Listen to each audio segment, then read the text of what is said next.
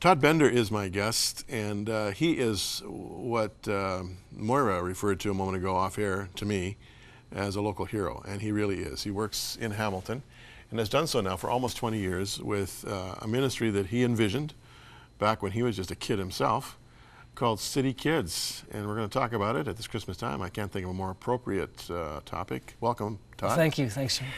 Now, you started almost 20 years ago, and frankly, you look about 25 years of age. Did you start when you were still in grade school, or are you just a lot older than you look?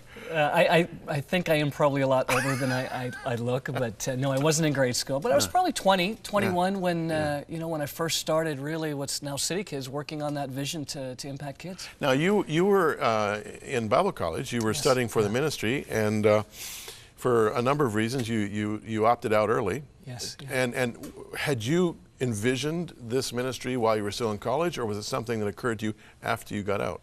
Yeah, no, I think it's something that actually continued to evolve as I got it. It was actually a child that I met while I was in Bible college that actually really set the direction for my life. Oh, well, tell me the story. Well, a little boy named Sean. You know, school was so tough for me, even growing up, but certainly in Bible college. I did the best I could, but I felt a little discouraged with how my education was going in college. But I would spend my time in between classes and after hours in a drop-in center downtown Peterborough. I met this kid named Sean. He was about 7 years old.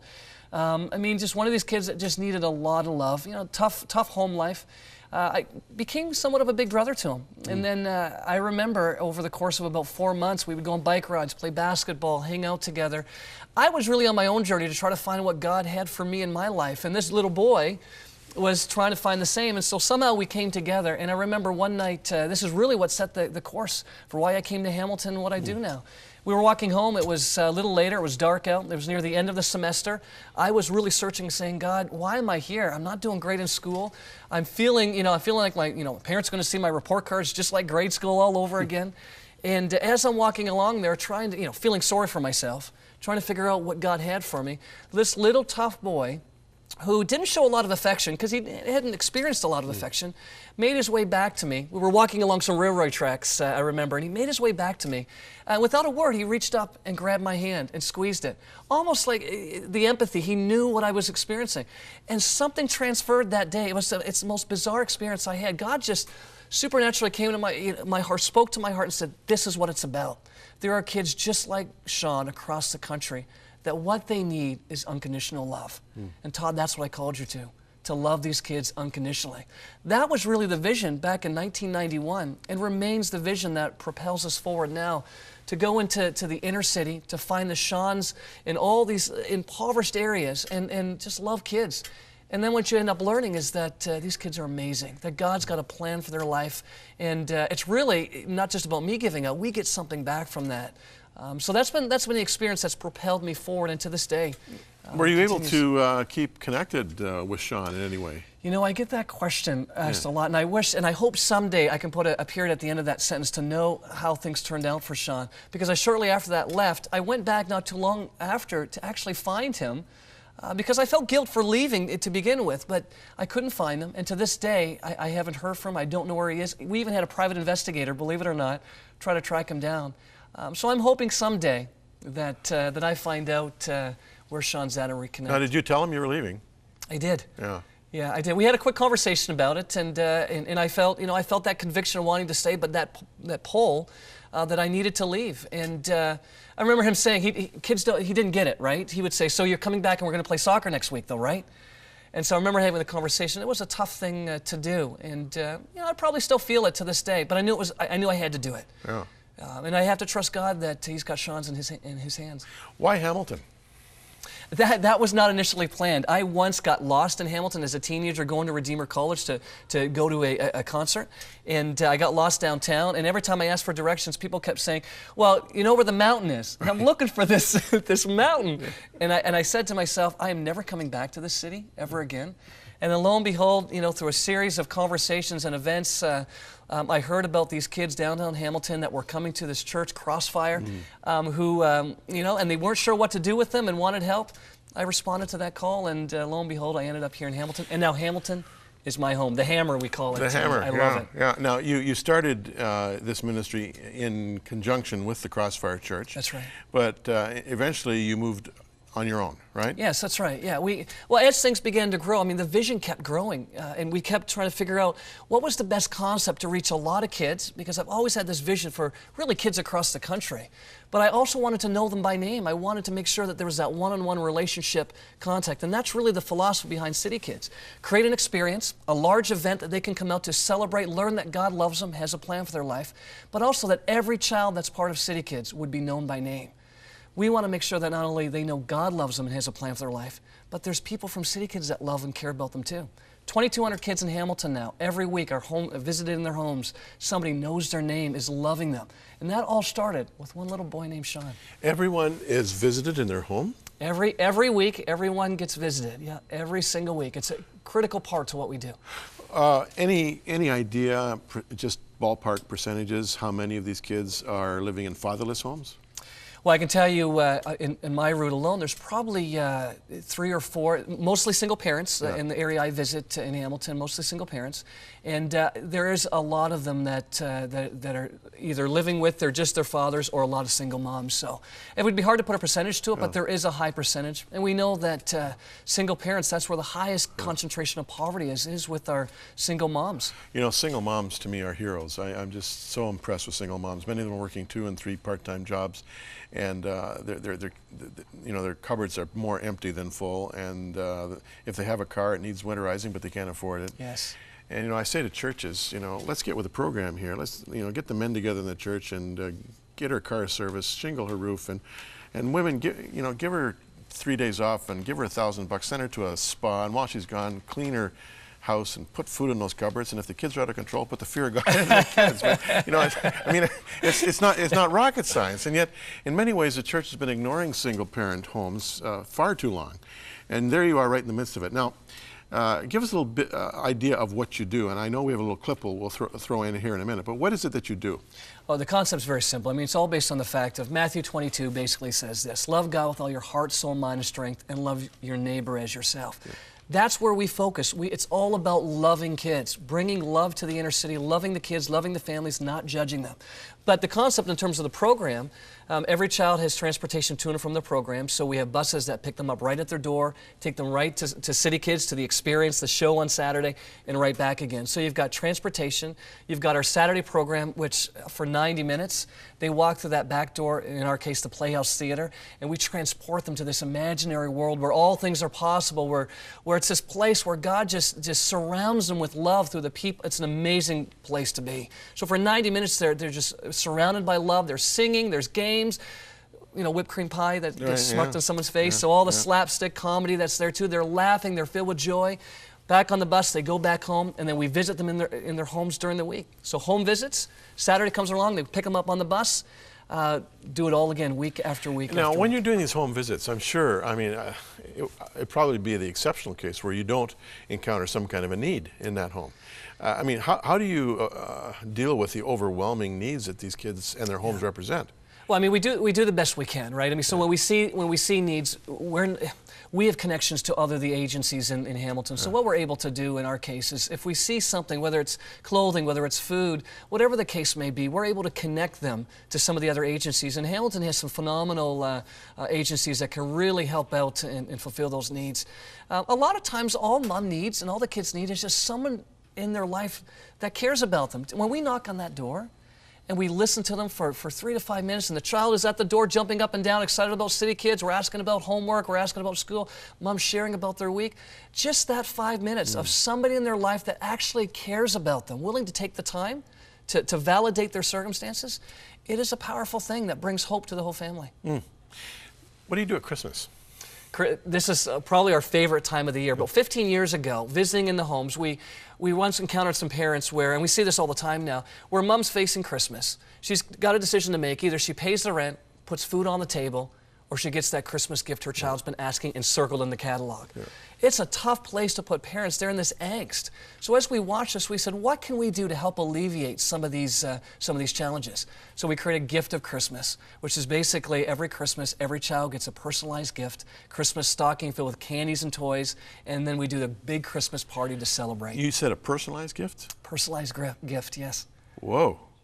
Wish lists go out 2 weeks beforehand. Whoa. The kids get to circle. We do a massive toy drive in the community. The gift lists come back in. And then we have a toy store with thousands of gifts that our volunteers go and they have their lists of what their kids want and they get to pick them out. They put their names on it. They're wrapped by volunteers and then they're delivered to their door. And it's amazing. Let's take a little video here. Now, there's no snow, it's not, but this is for the Christmas program, I think, is it not? Yeah, let's take a look at this. What do you like about City Kidz? The music. Anything else? When people get smacked in the face with the pie. Is there anything you like about City Kidz? You. Aw, that's kind, thank you. When we got the pizza. You like the pizza? Yeah? Is that one of your favorite foods?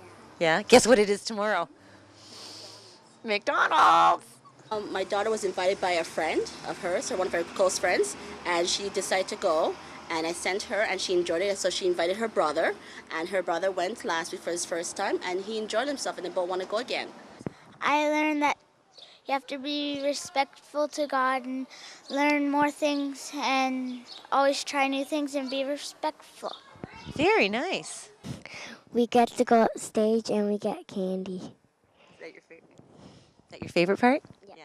How about you, Craig? What's your favorite part of City Kidz? Everything. Everything. Wow, these are sweet kids, sweet moms.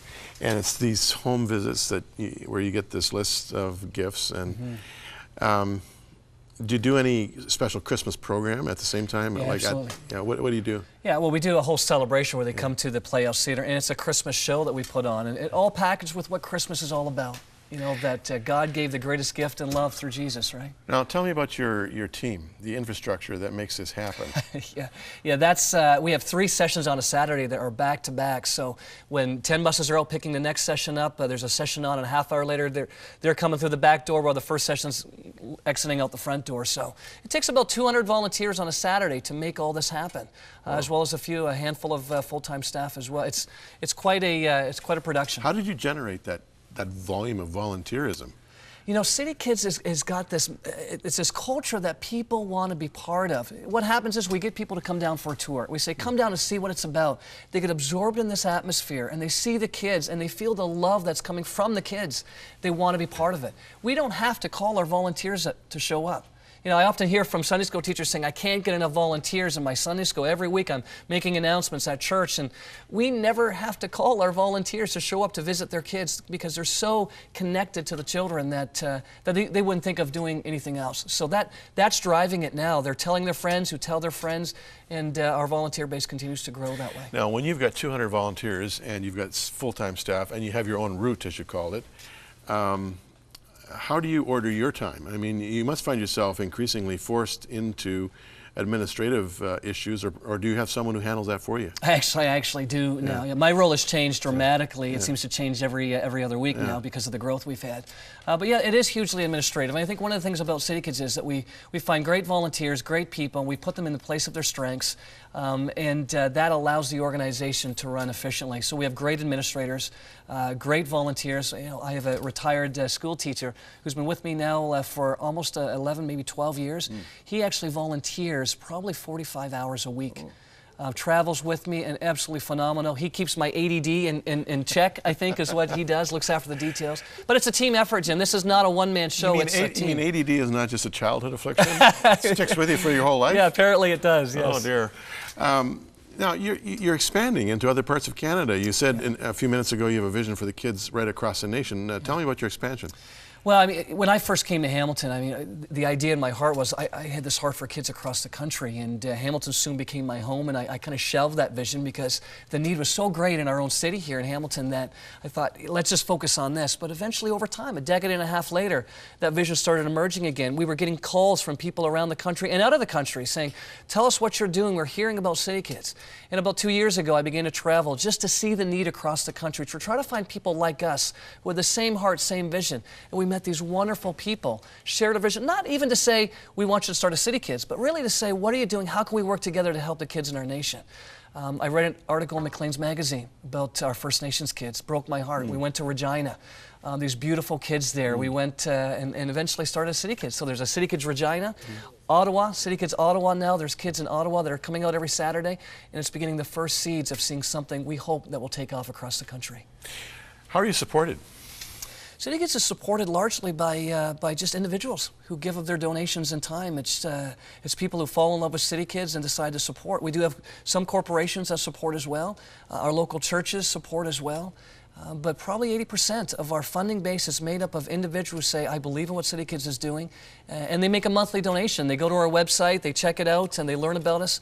They sign on to sponsor a child through our child sponsorship program, and that undergirds the resources. It's citykids.ca, right? Citykids.ca. And you can get CITYKIDZ.ca. It's on the screen, I think, there. There you go, citykids.ca. People can still participate in your Christmas program, right? Oh, absolutely. In fact, we have a great need right now for donations to 2,200 kids we're trying to get Christmas gifts to and look after Christmas parties. We need help with that. So people can go to our website, they can make donations. They can even, on our website, donate a toy. They can sponsor. There's toys listed like a catalog. They can choose a toy that we can give to a girl or boy. Terrific. Now, we got about 3.5 minutes left. We started out talking about Sean. Tell me the story about someone else who has just, I didn't warn you, just springs to mind when I ask the question. I got to tell you the story. It just happened this last week. Every week we have these stories. You know, people say, Todd, what is the outcome? You've been working now 15, 16, 18 years in the inner city. What does it look like for a child that's come through City Kids? How do you see transformational change happening? About a week ago, like this last Sunday, this boy Tyler started coming out when he was about 4. Tough kid. I mean, he was a tough kid, grew up in the inner city. I mean, great mom. She worked, like we described, right? Worked really hard to try to look after him, but he was a tough kid. Grew up through City Kids, became a junior leader at the age of 12, was starting to serve. About 4 months ago, he decided to start going to church. Through the seeds that we had been planting through City Kids, started growing at church, going to youth at his local church, approached the pastor, wanted to be baptized. Last Sunday, he gets in the tank and he gives his testimony about how through City Kids, through the people in his life, and how now he's not afraid to tell people he loves Jesus. His life has been changed.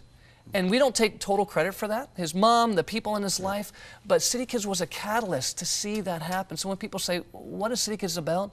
City Kids is about the Tylers, who God has a plan and a destiny for their life, who that if not for people willing to put themselves in the path of their life and to commit themselves week after week after week to letting them know God has a plan, that may never have happened. And so that's really success. Todd Bender is a name you'll hear again and again as the future unfolds. Regina, Ottawa, the day will come when every major city in Canada will have a City Kids program. We hope so. I believe it. Thanks for coming our way. Thank you, And Tim. Merry Christmas to you. Thanks. And Thank all you. your Same to you. kids. Yes, sir. Thank you.